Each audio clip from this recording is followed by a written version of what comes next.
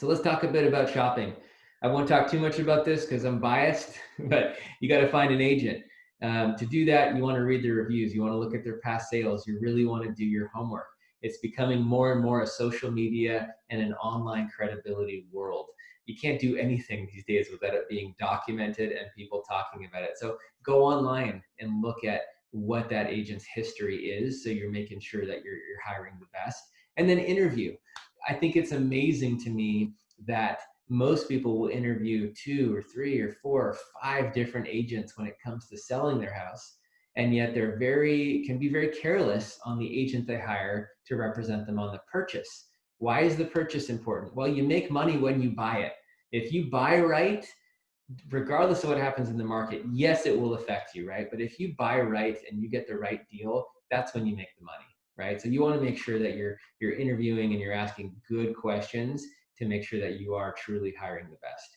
Next thing you want to do is narrow down your criteria. Figure out what's really important. What are your needs, wants, must-haves, must-not-haves? And you really want to go into the weeds on this and go deep and make sure that you're determining, is this a stepping stone? Is this a 10-year plan, a 20-year plan, a 3-year plan? You really want to kind of have a big picture in mind so you're not putting yourself in a position where you're going to have to sell in 2 years and buy again because you didn't think long term enough.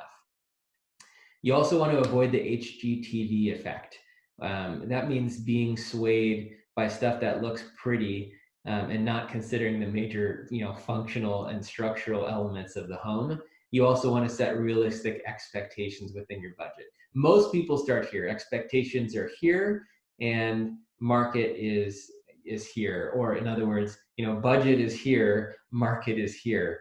There's always some kind of disconnect. So most people have to make a decision and say, hey, to get what I want, I either am going to have to increase my budget or slightly lower my expectations to meet my budget, right? It's very rare that I have a super realistic client right out of the gate that says, I'm willing to pay for exactly where the market's at. Unless, of course, it's a client coming from the Bay Area, which is about the only clients we work with that say, wow, your real estate's such a good deal here in Orange County. Most people have sticker shock, right? If you're coming from Montana or Ohio or Texas or most any other place in the country except maybe the Bay Area or New York. Showings, you're going to go look at homes.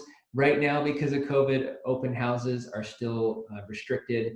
I am not sure if it's going to be weeks or months before we see them come back. So right now, all showings are happening by private tour, in many cases with masks and gloves where necessary. But private tours are how you're going to go and look at homes.